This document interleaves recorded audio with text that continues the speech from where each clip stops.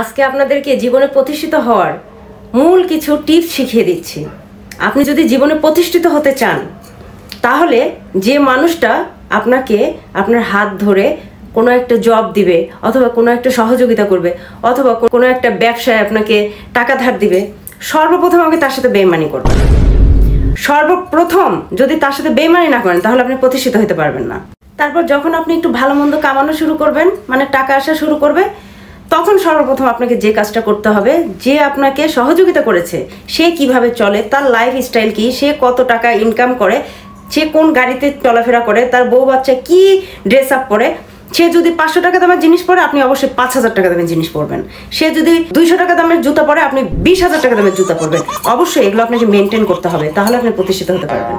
তারপর আপনি যখন সম্পূর্ণরূপে মানে খুব মোটামুটি একটা ভালো পজিশনে চলে আসবেন, তারপর যে ব্যক্তি আপনাকে সহযোগিতা করেছে, আপনাকে চাকরি দিয়েছে বা আপনার ব্যবসাতে আপনাকে সহযোগিতা করেছে, আপনাকে টাকা ধার দিয়েছে, টাকা ধার দিলে তো সেই টাকা আপনি ফেরত দিবেনই না, কোনো অবস্থাতে ফেরত দিবেন না।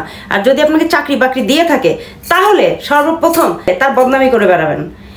মানে যতক্ষণ পর্যন্ত তার মান সম্মান তাকে লাঞ্ছিত না করা যাচ্ছে ততক্ষণ পর্যন্ত তার পিছ ছাড়বেন না, তাকে বদনামি করতে করতে করতে করতে একদম শেষ করে ফেলবেন।